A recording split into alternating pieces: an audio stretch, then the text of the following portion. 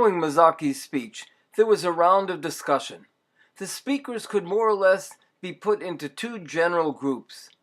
One group tended to anticipate the general problems that flowed from what Mazaki was proposing, and also tended to emphasize the problems that existed inside the unions. The other tendency was to focus on welcoming any sign of a movement towards what was called a labor party at that time, and to try to lay out how, through what process, such a party could develop. Listening now, nearly 30 years later, this second tendency sounds wildly overly optimistic, but it must be remembered that this was in 1989, as millions of workers were rising up throughout Eastern Europe and the Soviet Union. The perspective for the re-establishment of capitalism in that part of the world was not clear at that point, and, as a result, neither was the triumphalism of U.S. capitalism that would follow. Today, of course, that triumphalism has crashed and burned. Also, the problems inside the unions have magnified several times over. But that is a different story. There is also another issue.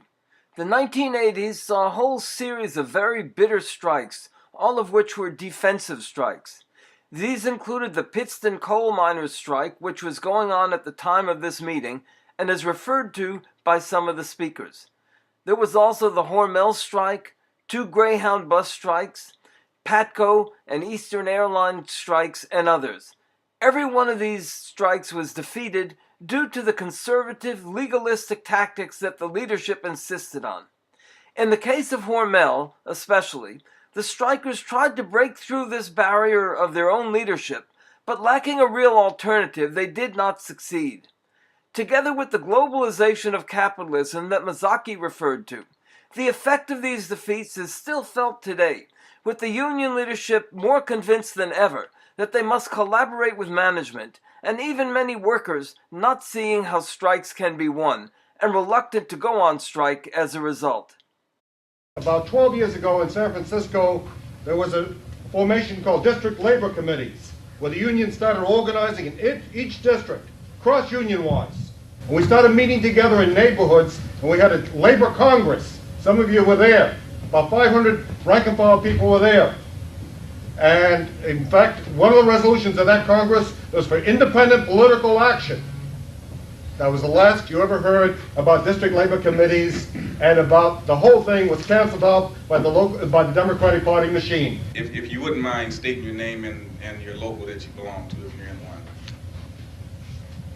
My name is John Ryman. I'm a member of Carpenters Local 713. First of all, I'd just like to comment on what Brother Miller was talking about the savings and loan crisis. And it's very interesting. I was reading one savings and loan association just a little ways north of here, up on the Russian River, Centennial. It went bankrupt, and there was about a half dozen of the top officers. It turned out that they had built that savings and loan for $165 million. One of the people involved did a year in jail, and that was it for all of them. Now, if you take the average robbery in this country, the average robber in this country nets $631, and if they're caught and convicted, the average prison sentence is over 3.5 years. So the lesson to be drawn is clear. You steal $165 million, you get away scot-free. Steal $600, go to jail for almost 4 years. And American workers, they may not know these statistics, but we all know and sense and feel this unfairness of the system. And as a result of this kind of experience, that there's a tremendous level of discontent and anger that's building up in American society, particularly amongst working class people. The speaker describes the reactions they got when they were out leafleting, publicizing for this meeting.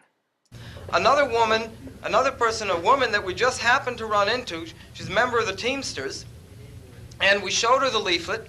She said, yeah, I can hand some out at work. Incidentally, almost without exception, any union worker we had a chance to talk to was willing to take extra copies of the leaflet to hand out at work. She said, well, I'll take 20 or so. I think that's about all I can get rid of. I called her up yesterday morning. She said, I don't know what happened. They're all gone. She said, I had people coming up to me and asking me for leaflets. They said, I heard you were handing out some leaflet. I'd like to get one. This is the kind of response that we've been getting, is that if only the union leadership in general would take up this campaign and would just lift the least little finger, the absolutely massive response that they would get, they would literally fill the Oakland Coliseum. I think there's no doubt, and I'm not saying that for rhetorical purposes. I think there's no doubt about it. And of course, we had the same problem in the past as far as building the unions, with the failure of the AFL leadership back in the early 30s and the 1920s. And that failure was overcome. And it will be overcome again in the future. And you can see the process of overcoming that failure at work already. If you just take, for instance, a couple more figures. The rate of profit over the last 20 years or so has declined from 17% down to 8%. That was, I believe, in 1987. And the solution of big business to this problem is, in the words of the Vice President of Goodyear Tires, literally, he said, we have to get the real wages in America down much closer to the Brazils and Koreas. Brother Mizaki alluded to that statement. And as a result, you've seen over the last 14 or 15 years, real wages have declined by 15%. And this has hit the youth particularly hard. One study said that today's generation of youth can expect to earn 25% less than the generation of 10 years ago. So to every young person here in the hall, I would just say, take an older cousin, an uncle, and a friend of yours who's 10 years older than you, and find out what they're making. And then you subtract 25% of that, and that's what you can expect to make in your future years. They also predicted that there'll be 20 million youth standing on the corner with, as they put it, with no productive role to play in society, no job and no hope of ever finding a job. And you can see out of that the mass movement that will be arising out of these kinds of conditions. The miners' strike that's going on right now is a perfect example. And what happened out of that?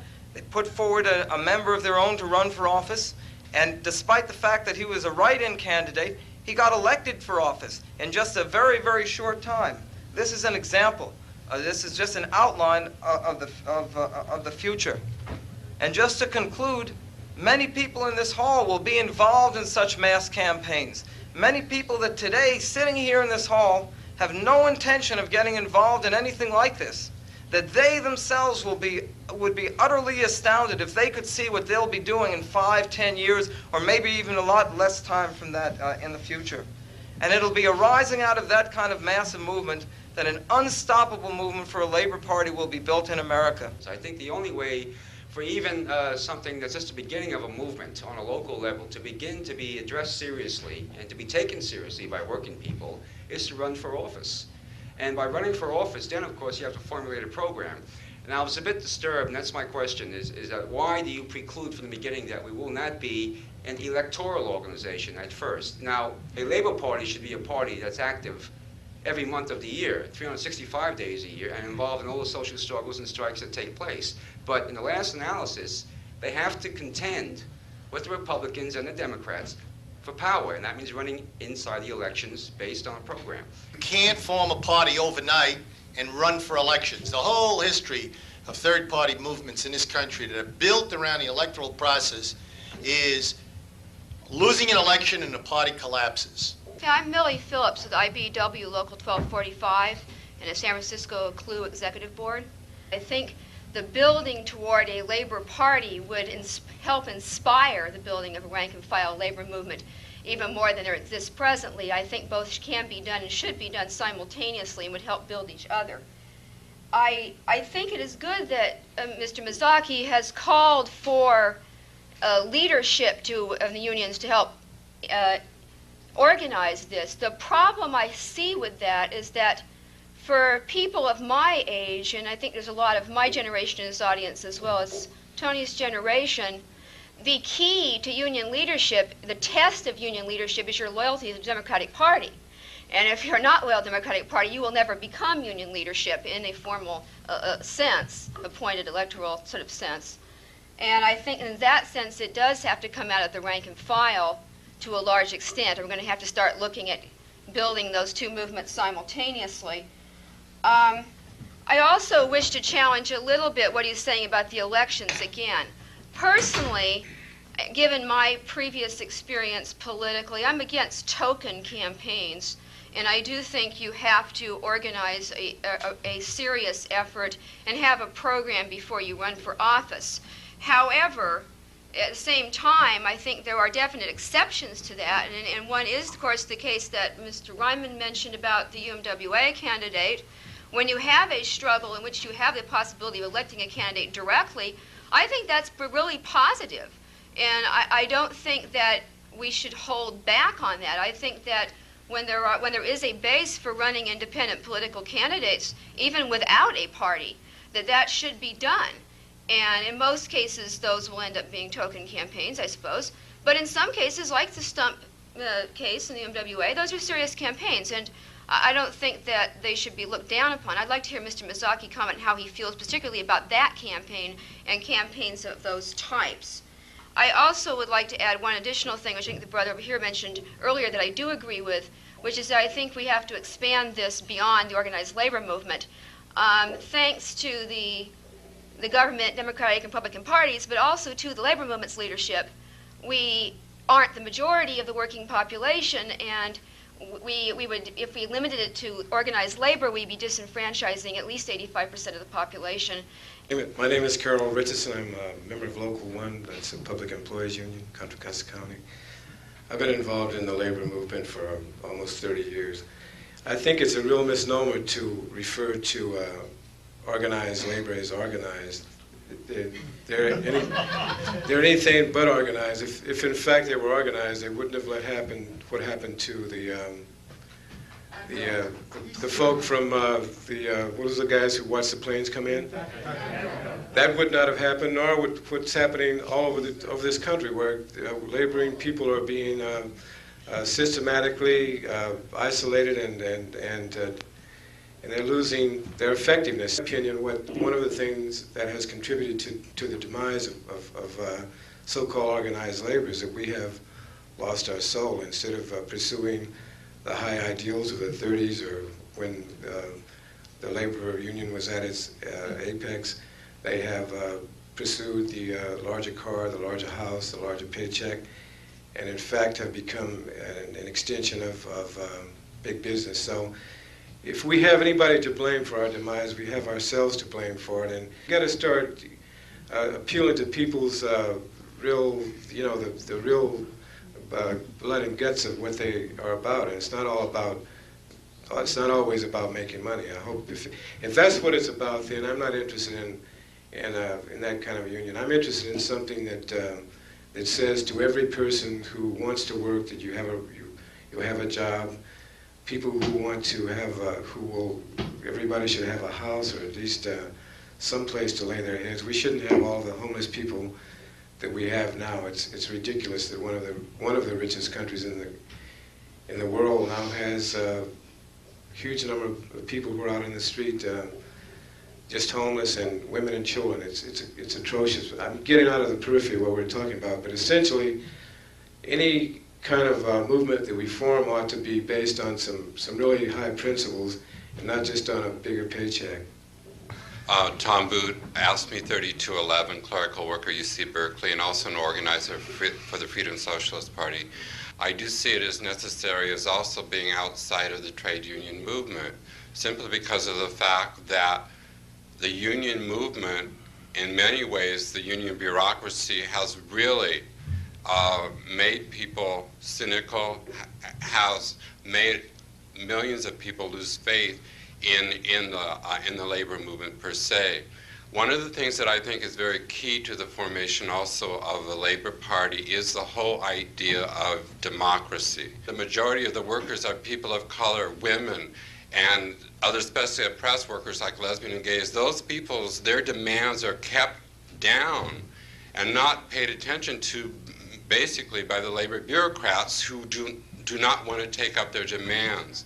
So I think that democracy is a key, and that any labor party has to be representative of the most especially oppressed workers that I've mentioned. My name is Steve Zeltzer. I'm a member of Operating Engineers Local 39, and also I do labor video project.